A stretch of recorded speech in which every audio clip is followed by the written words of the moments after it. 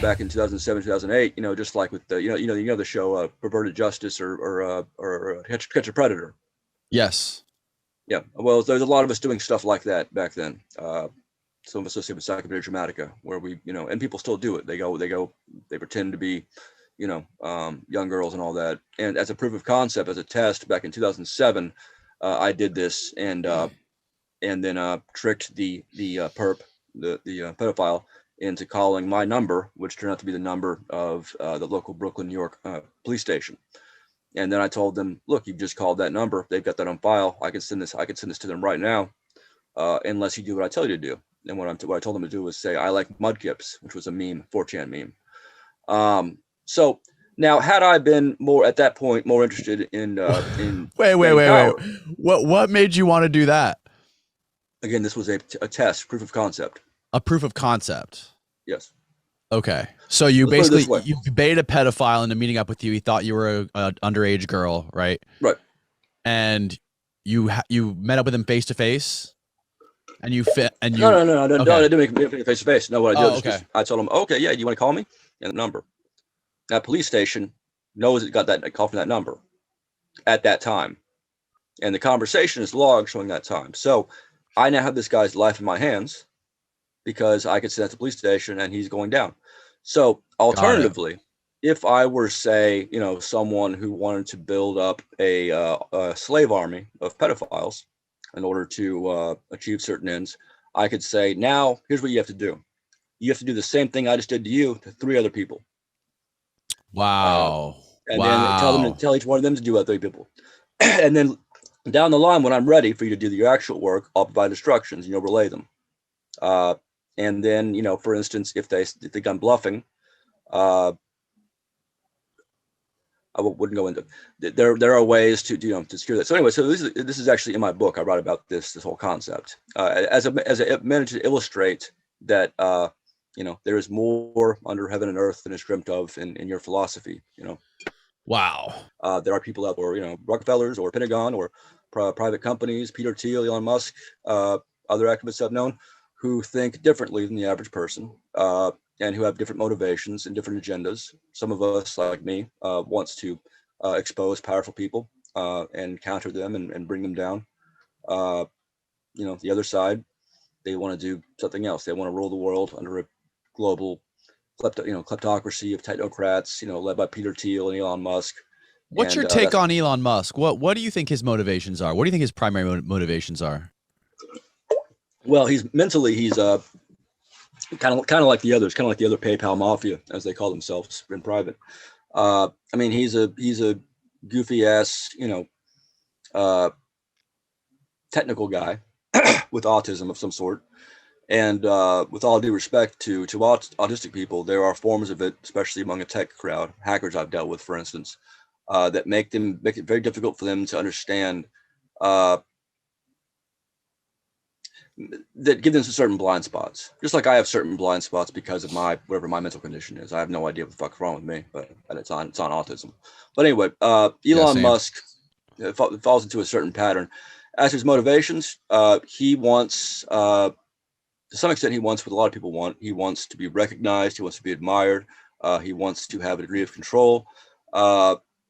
And I haven't actually concentrated on him much until recently because I've been so focused on his former partner, Peter Thiel. Now I'm interested in him because I always forget that they were partners. Everyone does. Him and Pierre Omidyar.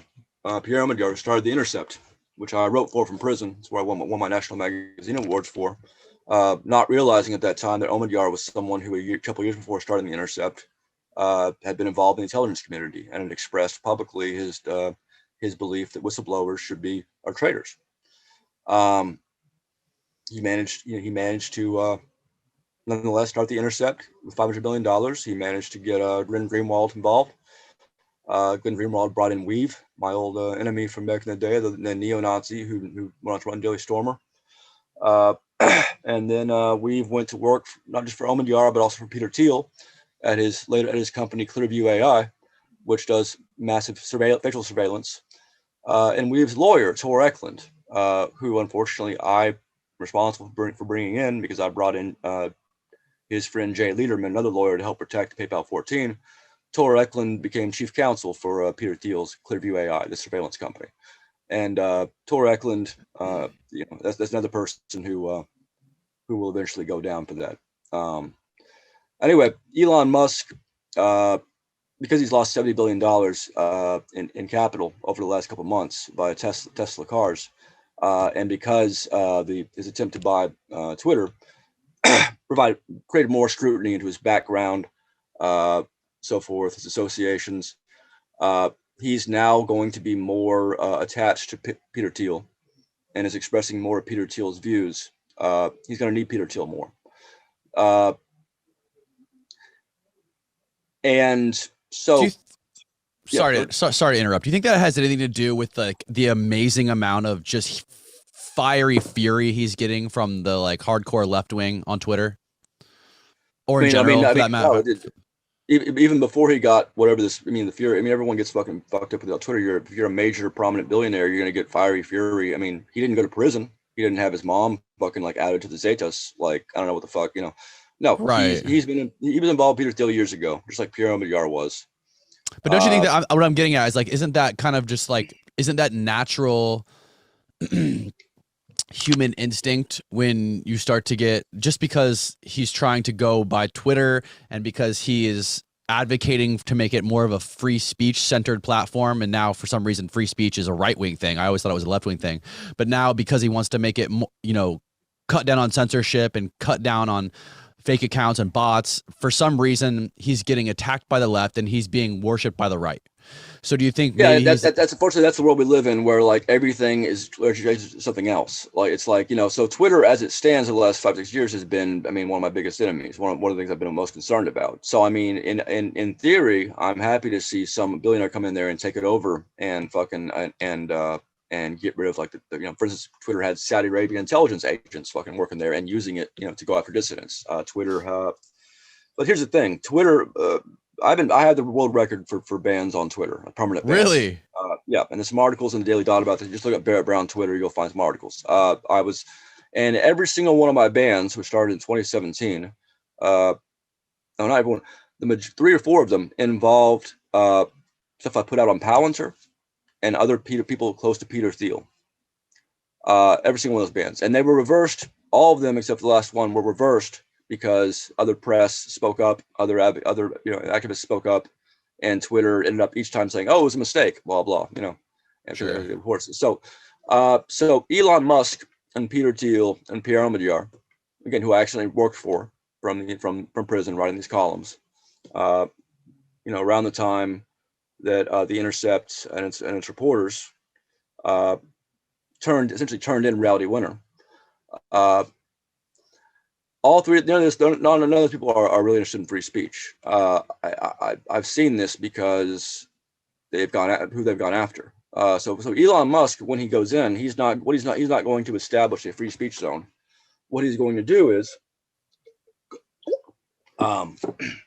establish what he claims to be a free speech zone. And to the extent that, I think that it actually does, if he actually do that, it's going to be that Twitter's going to have all these difficulties, the same difficulties that anyone has when you're curating a big environment and anyone can say anything. It's going to be a difficult job, even for a person who is worthwhile and respectable and has a clear head and is transparent. Elon Musk is none of those things. So him and Peter Thiel. So Peter Thiel's meanwhile created Rumbler, and the odds that Peter Thiel and Elon Musk didn't have some conversations in the last 6 months, a year about Elon Musk buying Twitter are about, there's 0%. So what this means is that the person who continues to gain control over our data, Peter Thiel at the NHS, UN refugee program, predictive policing, works at the CIA, FBI, works all these things. Him and his friend Elon Musk, cornering the market, helping to corner the market on social media. I mean, look, Peter Thiel was at Facebook, until he left a few months ago. he didn't help to create a free speech zone there either. And Elon Musk sure as fuck wasn't. Facebook's another thing I got banned from about a year and a half ago after I posted information about my former prosecutor and her involvement in racist pornography. Banned for with no express reason. And that's the least of it. Facebook also allowed a armed ex-felon in Dallas to send about 40 or 50 rape and death threats to my girlfriend at the time from his account under his own name, while the police in Dallas and the FBI in Dallas protected him because I had gone after the police in Dallas and so forth. This is if people look up Barrett Brown bomb threat, they can find all about that. But anyway, so what I'm saying is not a single one of these people has any record. That they've all been involved in the intelligence community. They've all been involved, and some of the worst aspects of it. Has Elon been proven to be involved in the intelligence community other than being affiliated with Peter Thiel? That's something I can't go into publicly simply for the reason that simply the reason that there's my asylum case and some other things going on require that certain parties not be aware of what we have. Okay. I'll put it that way. But him being a partner in Peter Thiel for me is enough. So I mean, the answer to these questions are is and has to be done publicly. Yep, and that everyone else around them should be debriefed by force until we know exactly how much else they've done in the last 7 years in terms of trying to destroy the public's ability to know what's going on. Something that Palantir has been caught doing several times under Peter Thiel's grip. This is something I've said before. I'll keep saying it.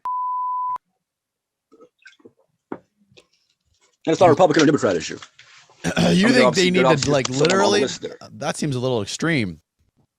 I'm an extremist. I mean, I'm from Texas. I'm from Texas. We have excuses every day. We say this to 4 years in federal prison, where we say this.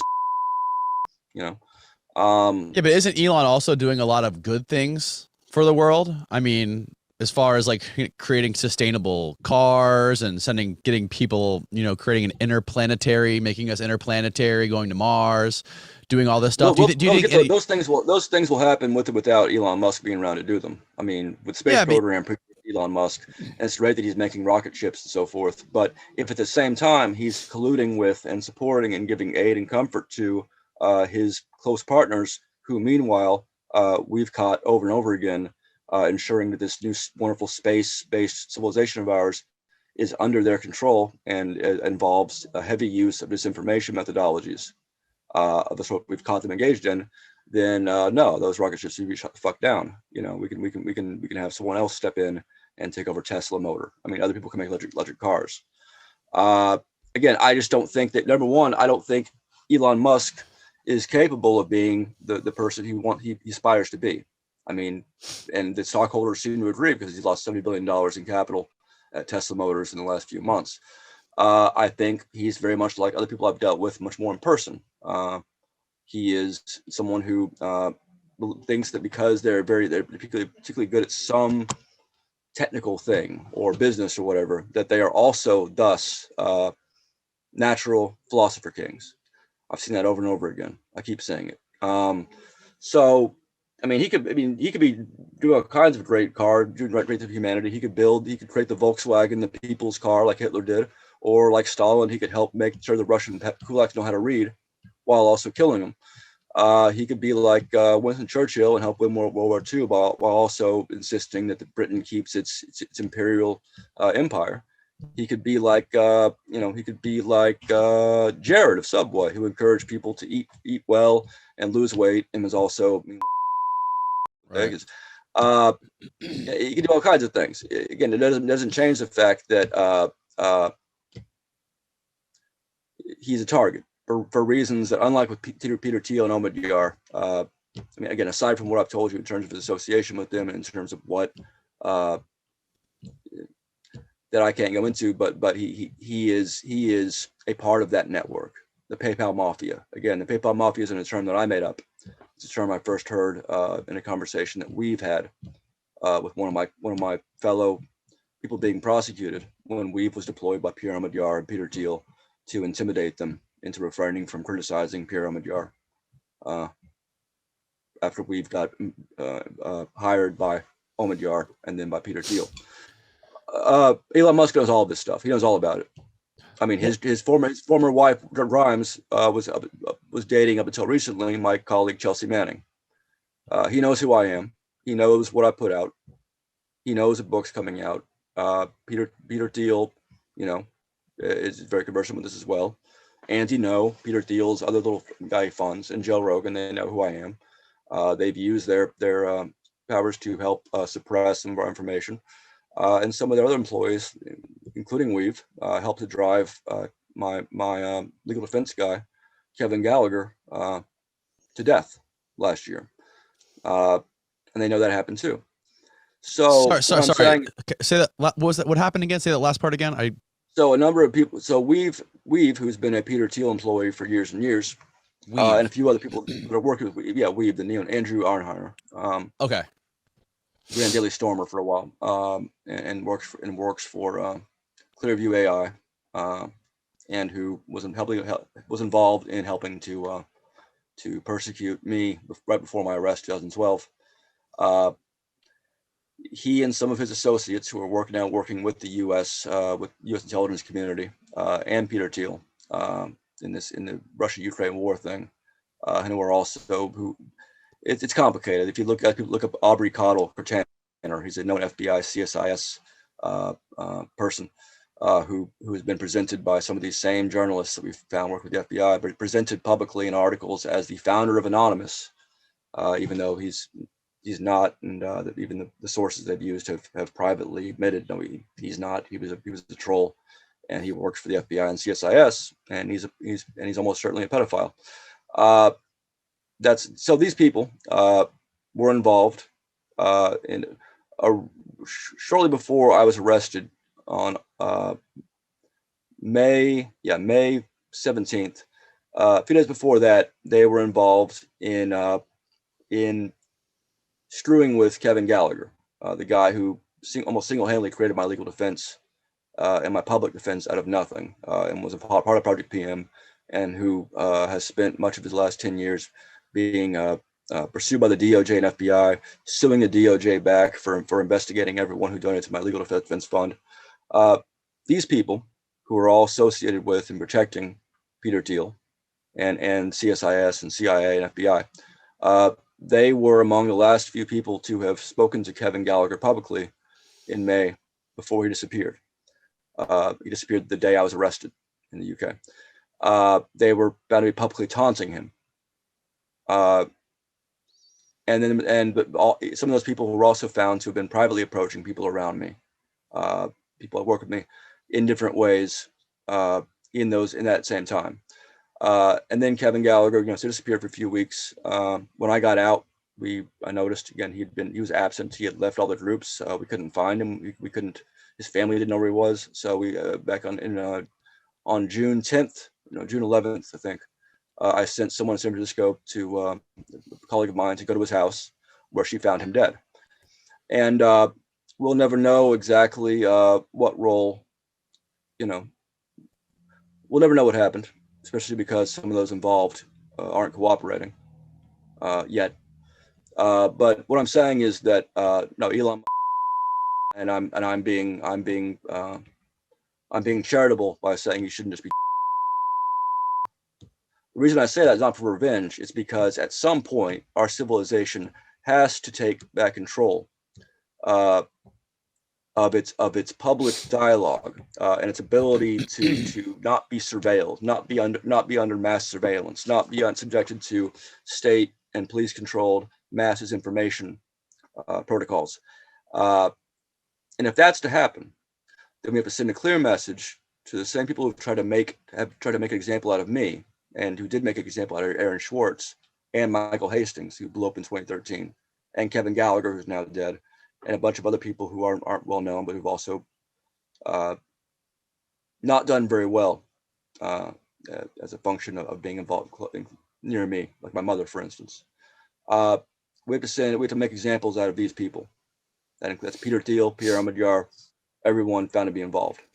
Elon Musk knows all this stuff. He's had every opportunity in the last 10 years to spend a little less time on Twitter, fucking like posting, funny nonsense, where the fuck, and a little more time, maybe telling his colleagues, hey, maybe you shouldn't be trying to create a what Peter Thiel himself describes as a anti-democratic dark enlightenment is the term they use.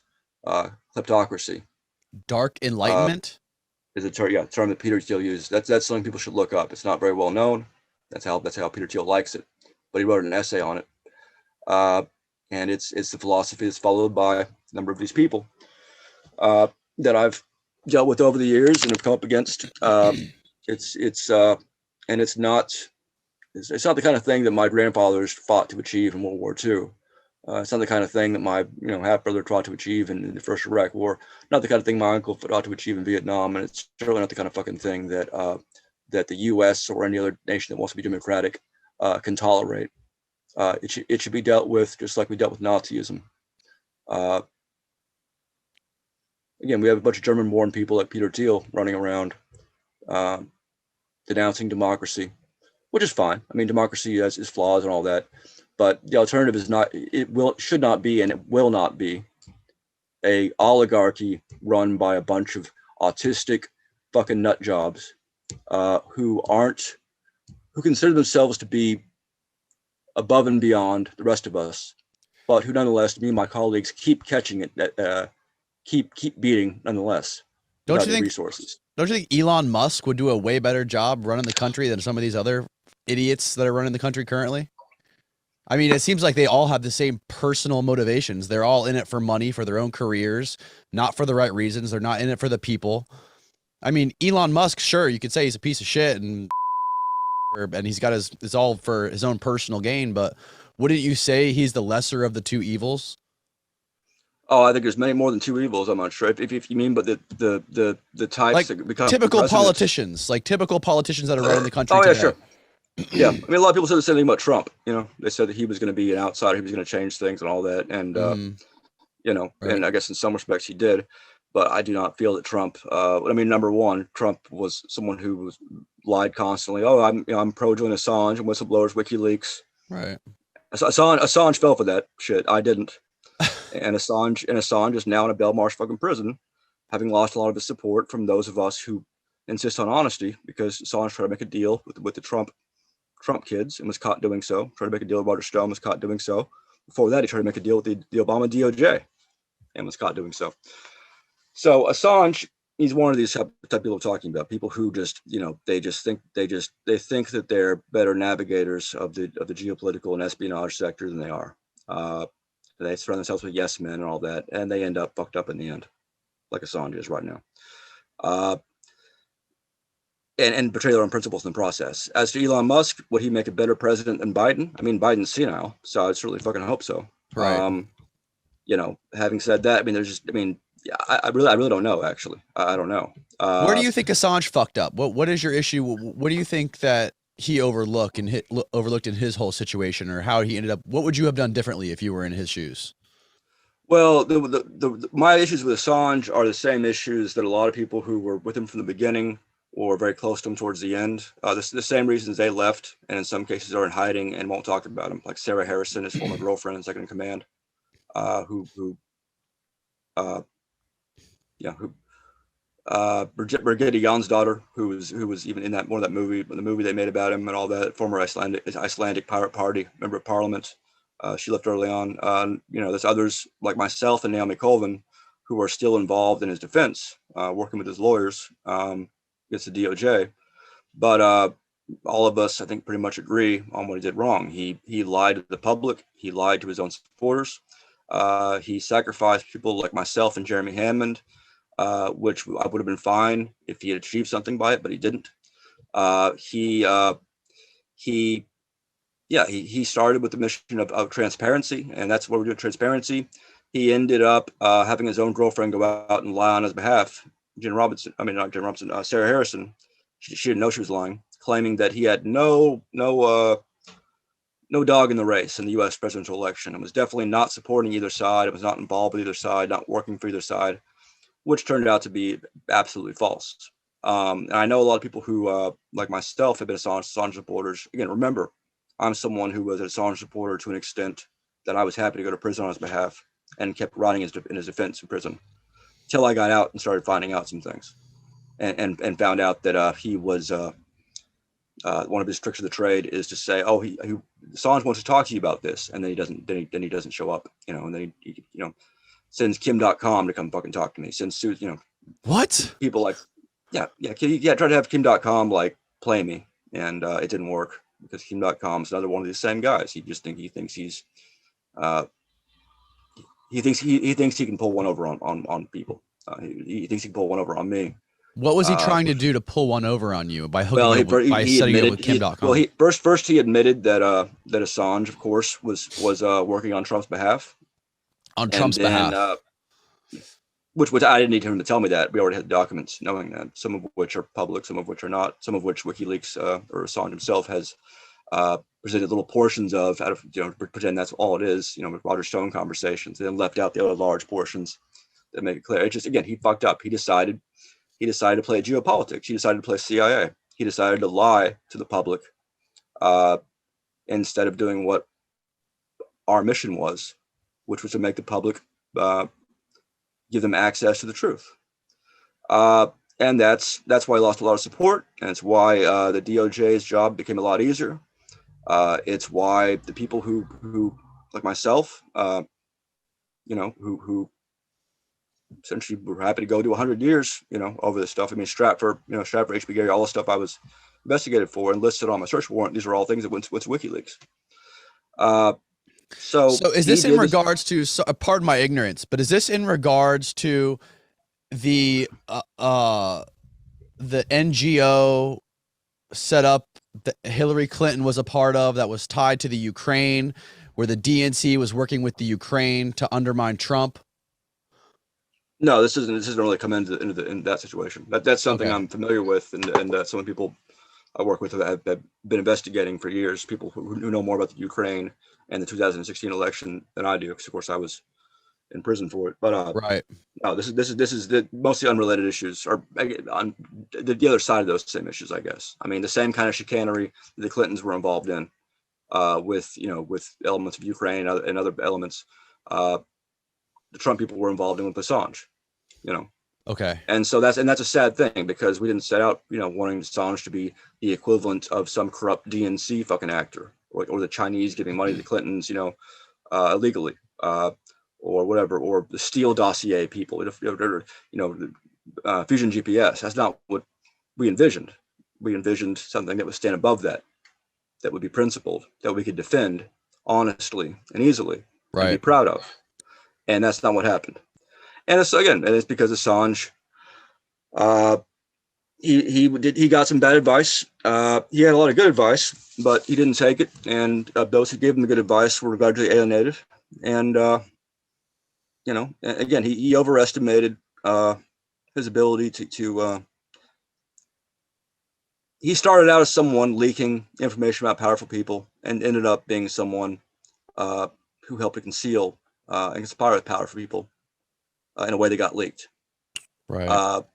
It's the same story for the last 500 years. Every political movement, it seems, the communists, the communists like start out, we're going to do this, and this. Oh, well, because we're the communists, we're allowed to do this. Then the CIA is going to fight the communists, and they start out, doing this properly. Then it's like, oh, because we're the CIA, we can overthrow democratic elections, lie about it.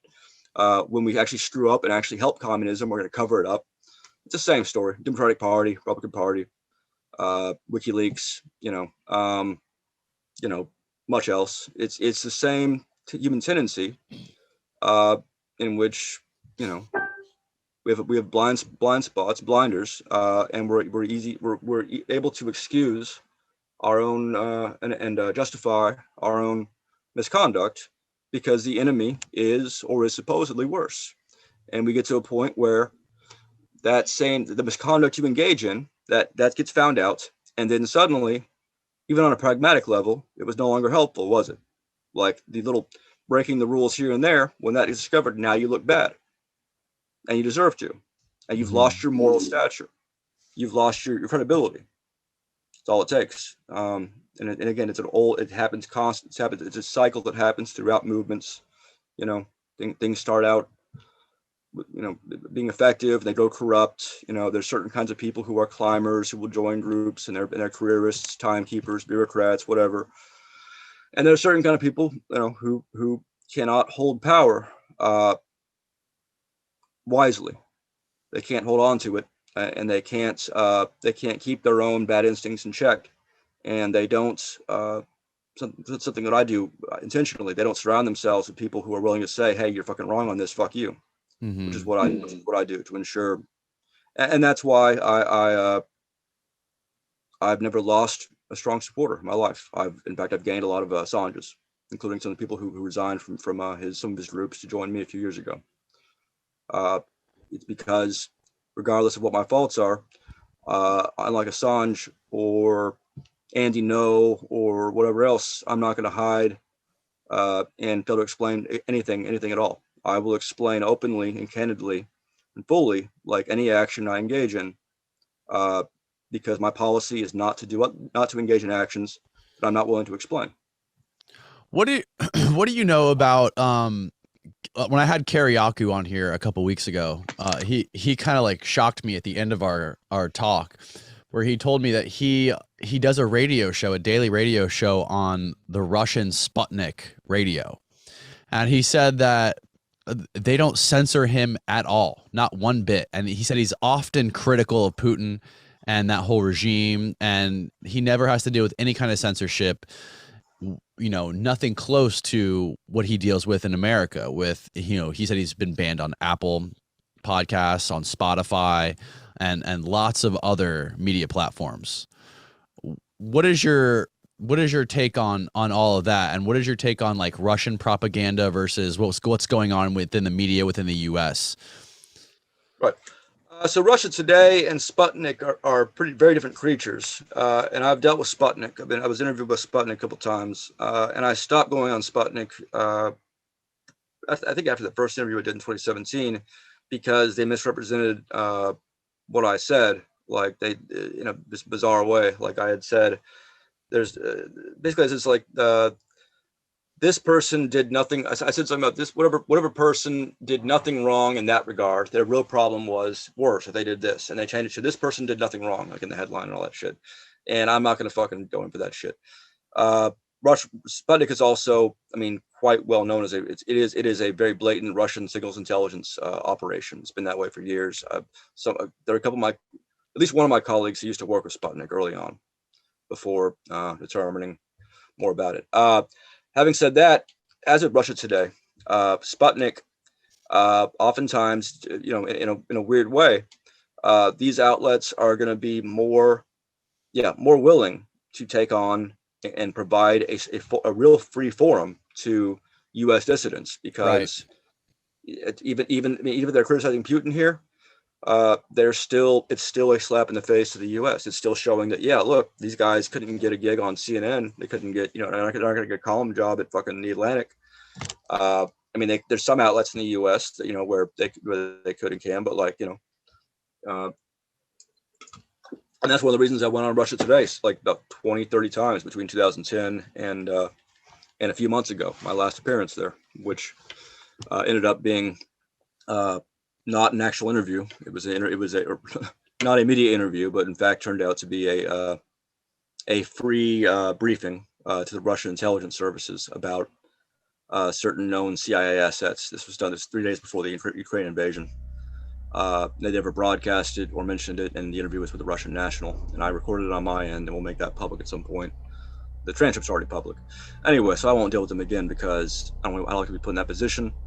Again, we're at the center, but between me and the people I work with, we're at the center of a lot of things, and we're very closely watched because we know quite a bit, and we are active threats to a lot of entities. And again, that's why I was facing 105 years in prison.